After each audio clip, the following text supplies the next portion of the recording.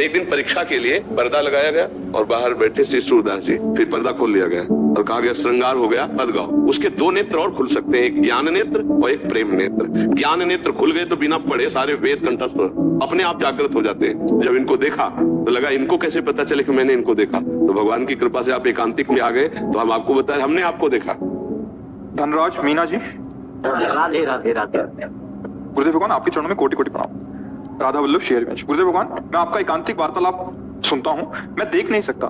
मैं अपनी पढ़ाई के साथ साथ भगवत मार्ग में आगे बढ़ना चाहता हूँ। महाराज जी, मेरे लिए क्या आदेश? ये कह रहे हैं कि हाँ कोई बात नहीं। तीन नेत्र होते हैं, एक तो होते चर्म चक्षु, और बुद्धि में जो नेत्र जागृत होते हैं ज्ञान चक्षु कहते हैं, और हृदय में जो नेत्र जागृत होते हैं प्रेम चक्षु कहते हैं। इन चक्षुओं का केवल दर्शन माया जनित होता है, ये जो आप देख रहे हो, लेकिन दिव्यता का दर्शन या तो ज्ञान नेत्रों से होता है या प्रेम नेत्रों से होता है। और वो सबके हृदय में, जैसे श्री सूरदास जी के बाहरी नेत्र नहीं थे पर उन्होंने प्रेम नेत्र जागृत किए तो सच्चिदानंद भगवान का साक्षात दर्शन और उनकी दिव्य लीलाएं, ऐसे दिव्य भाव थे कि श्रीनाथ जी को जो श्रृंगार पहनाया जाता वही वो पद गाते। तो कई बार सबको भ्रम हुआ कि बाबा के नेत्र वास्तविक नहीं है, क्योंकि जैसा पाग जैसे वैसे ही वो वर्णन करते। तो एक दिन परीक्षा के लिए पर्दा लगाया गया और बाहर बैठे श्री सूरदास जी, फिर पर्दा खोल लिया गया और कहा गया श्रृंगार हो गया, पद गाओ। तो उस समय कोई श्रृंगार नहीं किया गया था, कोई तिलक नहीं, कोई पोशाक नहीं।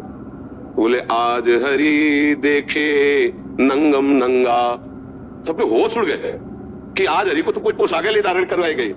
तो तब पूछा कि बाबा वास्तविक आपके नेत्र है? तब उन्होंने लिखा देख लो दोनों नहीं है।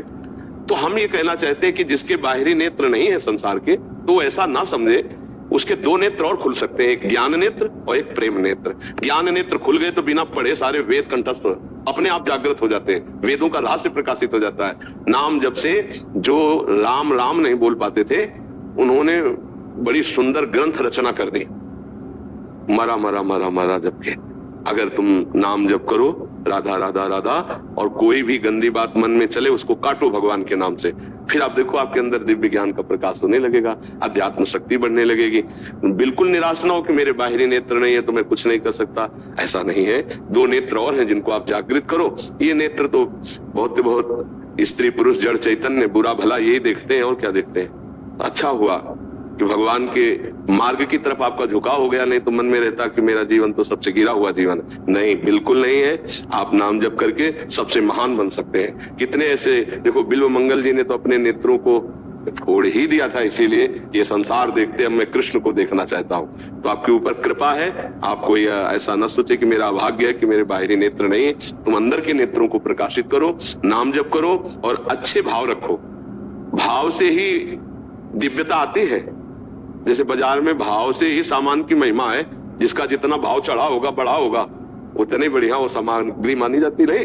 हमारा हृदय भी अगर भाव में बढ़िया बढ़ जाए तो भगवान कहते हैं कि जहां भाव होते हैं वहीं मैं प्रकाशित होता हूँ। भाव का भूखा हूं मैं, भाव ही एक सार है, भाव से मुझको भजे तो भाव से बेड़ा पार है। भाव बिन सुनी पुकारे मैं कभी सुनता नहीं, भाव प्रेरित टेर ही करती मुझे लाचार है। इसको भाव प्रकट करने के लिए अंदर चाहिए, अंदर नाम जप करो, अच्छे भाव रखो तो लौकिक और पारलौकिक दोनों उन्नति होती है। भगवान के नाम जप से यही परलोक सकल सुख पावत मेरी सुभैया कृष्ण गुण संचु। इस लोक और परलोक में सब जगह सुख की प्राप्ति होती है। और आपने भले हमें देखा ना हो, लेकिन आपको हम देखा है।